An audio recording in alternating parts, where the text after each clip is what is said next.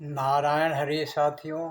नारायण हरि साथियों, आज मैं इस वीडियो के माध्यम से आपको एक कथा सुनाने जा रहा हूँ। वस्तुतः एक कथा है, लेकिन इस कथा के अंत में जो रहस्य है, जो निष्कर्ष है, वो आपके जीवन के लिए काफ़ी उपयोगी हो सकता है। तो दोस्तों, कथा कुछ इस प्रकार है कि एक साधक अपने गुरु के पास गया। उसने अपने गुरु से पूछा कि गुरुजी, कृपया मुझे बताएं, भूत की सिद्धि कैसे होती है। गुरुजी ने बड़ा ही आश्चर्य भरी नज़रों से उस साधक को देखा और बोला, इसकी क्या आवश्यकता पड़ी है। तो उस साधक ने कहा, सुनते हैं भूत की सिद्धि करने वाला मानव कुछ भी कर ले सकता है और उसके लिए कोई भी कार्य असंभव नहीं है। तो मैं वो सारे असंभव कार्य करने के लिए भूत की सिद्धि करना चाहता हूँ। तो गुरुजी ने मंद मंद मुस्कुराते हुए उन्होंने कुछ अपने साधक शिष्य को सिखाया कि अमुक जगह पे जाओ, ऐसी ऐसी साधना करो, ऐसे ऐसे प्रक्रिया करो, ऐसे ऐसे व्यवहार करो। जब इसमें परिपक्वता आ जाएगी तो भूत की सिद्धि हो जाएगी। अतः उस साधक शिष्य ने अपने गुरु के द्वारा बताए गए निर्देशानुसार भूत की सिद्धि करने निकल पड़ा।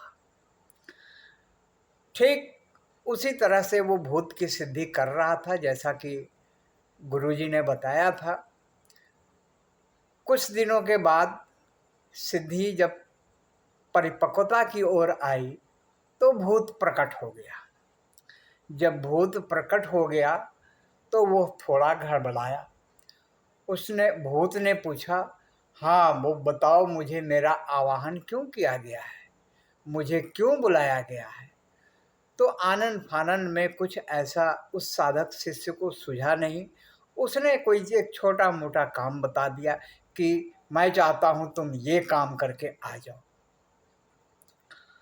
तो उस भूत ने कहा कि मैं तुम्हारा ये काम कर तो दूंगा, लेकिन मेरी एक शर्त है, मुझे कभी खाली मत छोड़ना। अगर मेरे पास मेरे लिए अगर तुम्हारे पास कोई काम नहीं होगा तो उस दिन तुम अपने जीवन की अंतिम लीला समझ लेना, अंतिम सांसें तुम्हारी होगी।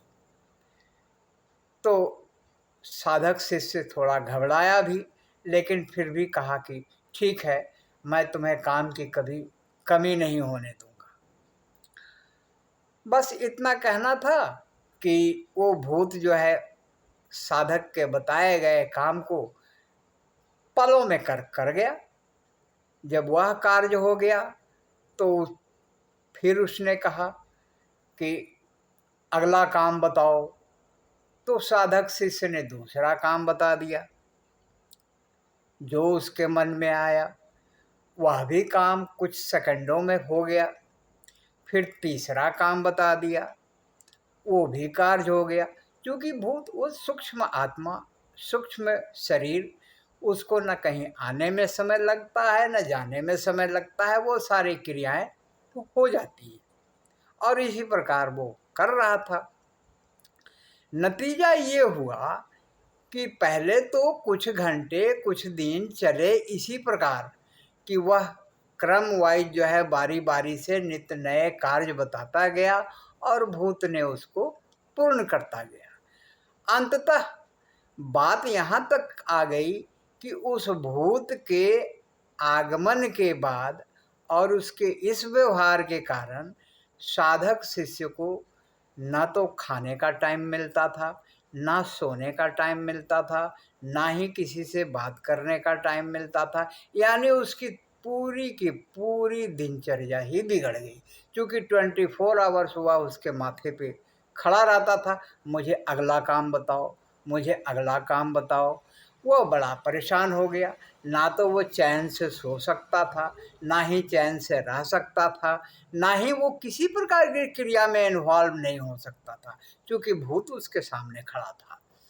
अंततः वह परेशान होकर फिर अपने गुरु के पास गया और कहा, गुरुजी, भूत की सिद्धि तो मैंने कर ली, लेकिन मुझे ये तरह तरह की परेशानियों का सामना करना पड़ रहा है। मैं नहीं जानता था कि भूत की सिद्धि करने के बाद इस तरह की परेशानियां क्रिएट हो जाएगी। तो गुरुजी ने पूछा, क्या हुआ? तो उस साधक शिष्य ने कहा कि मैं कोई भी कार्य इसको कहता हूँ तो ये पल भर में कर देता है, अब उसके बाद फिर कहता है कि दूसरा काम बताओ, अगर काम नहीं बताओगे तो मैं तुम्हारी जीवन लीला समाप्त कर दूंगा। गुरुजी ने फिर मुस्कुराया और अपने साधक शिष्य के कान में कुछ कह दिया। अब वो साधक शिष्य जब घर में आया तो उसने सबसे पहले अपने आंगन में एक खंभा गाड़ा। खंभा गाड़ने के बाद में जैसे ही भूत प्रकट हुआ, उसने भूत को कहा, तुम इस खंभे पे चढ़ जाओ। भूत उस खंभे पे चढ़ गया। जब चढ़ गया ऊपर, तो फिर उसने कहा कि नीचे उतरो, तो भूत नीचे उतर गया। उसके बाद फिर कहा कि ऊपर चढ़ जाओ, तो ऊपर चढ़ गया। फिर बोला नीचे आ जाओ, तो नीचे आ गया। अंत में उस शिष्य ने एक बात कह दी कि जब तक मैं कोई दूसरा कार्य नहीं बताता हूं, तुम इसी खंभे पे ऊपर नीचे करते रहना। अब भूत के पास काम ही काम था।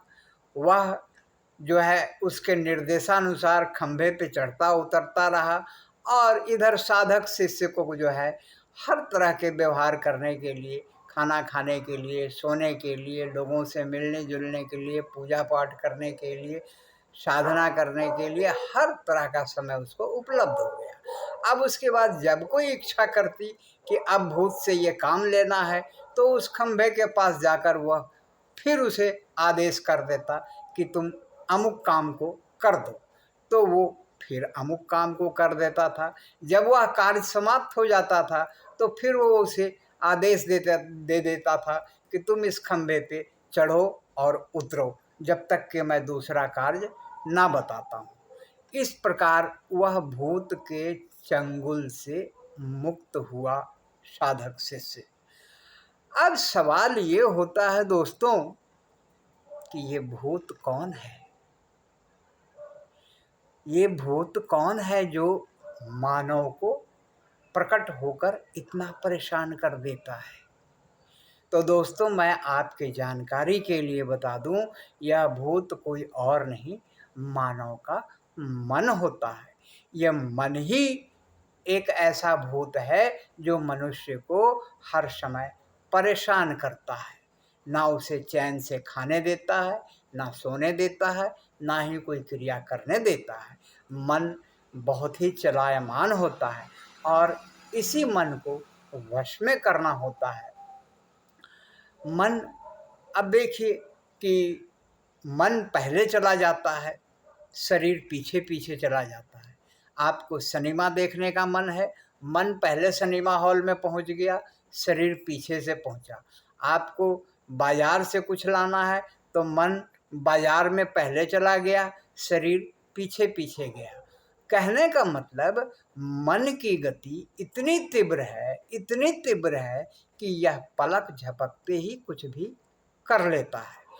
अतः दोस्तों, ये मन को ही वश में करना भूत की सिद्धि कहलाता है, क्योंकि यह मन जिस जिस दिन वश में हो गया, इस पे जब आप काबू कर लोगे तो प्रकृति में कोई भी कार्य असंभव नहीं रहता। अब सवाल ये होता है कि मन को काबू में करने के लिए आपको मैं एक छोटा सा निर्देश देना चाहता हूँ। जिस प्रकार आंगन में उसने खंभा डाला था, भूत को ऊपर नीचे चढ़ने के लिए आप अपने जीवन में भी एक खंभा गाड़ो बीज मंत्र का। ये बीज मंत्र क्या है? ओम ऐं नमः। ओम ऐं नमः। जब आप खाली हो, जब कोई काम नहीं हो, तो आप इसी खंभे पे ऊपर नीचे चढ़ते रहिए, यानी जाप करते रहिए मन ही मन, ओम ऐं नमः। यह एक बीज मंत्र है और यह बीज मंत्र आपके जीवन को विवेकी बनाएगा, आपको समृद्धशाली बनाएगा। खासकर विद्यार्थियों के लिए, जो विद्यार्थी एजुकेशन में हैं, उनके लिए ओम ऐं नमः बड़ा ही प्रभावकारी और प्रभावकारी होगा जीवन में। दूसरा, जो युवा वर्ग हैं, जो 25 से 40-45 के बीच के उम्र के हैं, वो लोग वैभव के लिए, सुख समृद्धि के लिए अपने जीवन में एक बीज मंत्र का उपयोग करें और हमेशा जाप करें मन ही मन, जिसको अजपा जाप कहते हैं। ओम ऐं क्लीं सौं, ओम ऐं क्लीं सौं, ओम ऐं क्लीं सौं।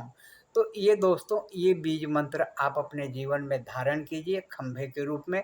और जब भी आपका मन, जब भी आप किसी क्रिया में नहीं हो, किसी प्रक्रिया में नहीं हो, तो आप खाली बैठे हुए हो या खाली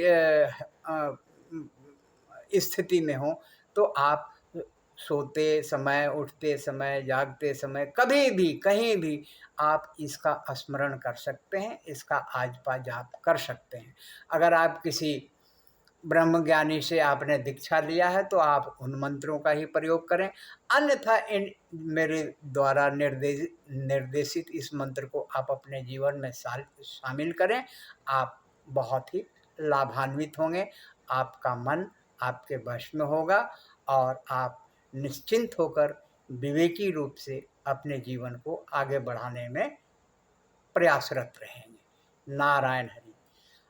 तो दोस्तों, ये वीडियो आपको कैसा लगा, इसके संबंध में हमारे कमेंट बॉक्स में आप हम अपना कमेंट ज़रूर दीजिएगा। साथ ही शेयर कीजिए, लाइक कीजिए और हमारे इस चैनल को सब्सक्राइब कीजिए और साइड में बेल आइकन को दबाना ना भूलें, जिससे कि हमारी वीडियो आपको सबसे पहले मिले। नारायण हरि।